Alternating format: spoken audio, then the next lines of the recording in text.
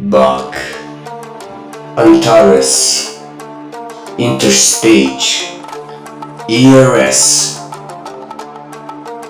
Those are the words that build the most technological rocket of the SPLCs now.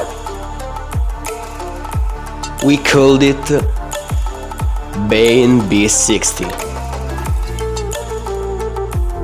Meanwhile, you're waiting the most powerful rocket ever built by the SPL. The rocket Kratos. We're here to talk to you about a rocket that changed forever our launches. This is the story of Baine.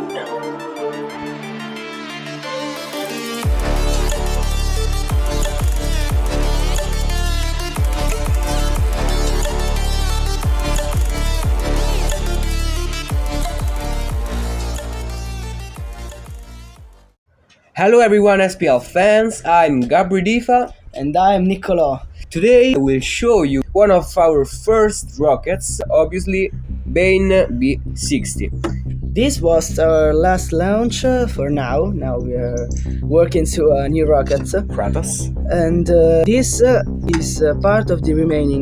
These two parts actually flew on the rocket, and these other parts were just prototypes. They never actually flew. Except this one. This one flew on the rocket for a last minute modification because we had to use a bigger battery.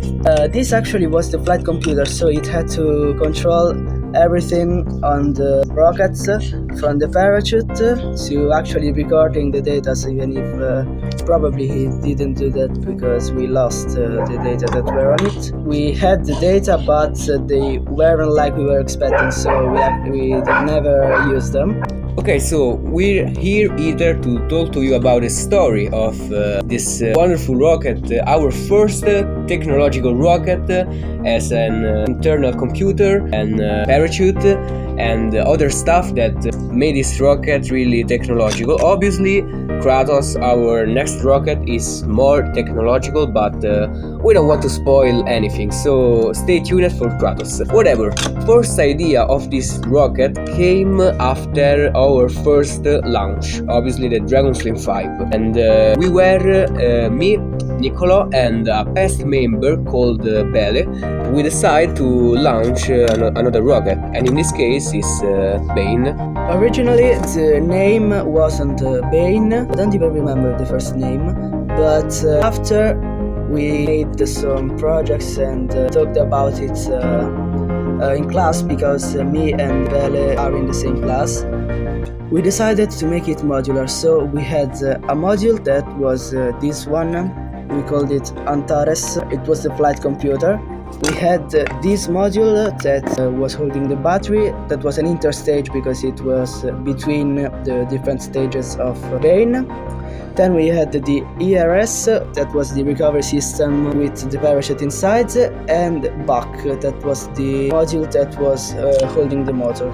We decided to call the rocket Baine as B for Bach, A for Antares, E and N for interstage, and E for the ERS, that's the final module. So one letter or two letters for every module. So the launch day was really next to us, and we were almost ready to launch this rocket that first was not fully white. It was half black and half white.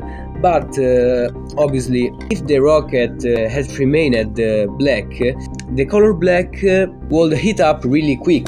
So I brought Baine at my house and I printed it with some spray, and Baine was fully white, except for one mark that was on this side of the rocket where it was printed B60. So, launch day was the 25th of June, and all the group was ready. So, me, Niccolò, and Bele. Yeah, because we had to launch a flight computer, and it was our first time doing this. We actually had to make so much tests on the launch day, so we spent I think even just a couple hours testing everything up.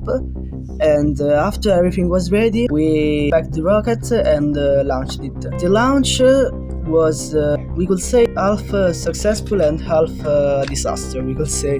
But yeah, the flight computer actually worked and ordered the data, but it probably didn't save them because on the board everything that was saved was it wasn't like we saw on the simulations, so we didn't elaborate the data because we had only an accelerometer, so we couldn't determine the height that the rocket reached by just using the accelerometer. We had to turn the data into other data with some calculus, but we haven't done that because we didn't trust the data that we got. But the parachute worked because the motor that had to turn to open the parachute actually turned, but there was another couple of errors in the launch. Obviously, before the launch, we did test of the parachute, and the test obviously worked. So the launch was good. Don't you think? Yeah, pretty much, yeah. Okay. So the main problem of the wrong side of the rocket, the twist of the rocket, we can say, was the launch rod. The launch rod had remained stuck on Baine, and Baine brought it away with all the launch rods. So obviously one side of Baine was more heavy than the other side, and simply Baine went sideways. So this was an accident. Obviously we never planned it, but we're happy to our work of this rocket, and we think that our next rockets will be obviously more accurate, more safe, and other stuff. So this is all. Yeah, that's it. That's all. So guys, see you in the next video, and we can make videos, one video at week. So stay tuned, and don't forget to leave a like if you like the video, subscribe to the channel, and see you in the next one. bye.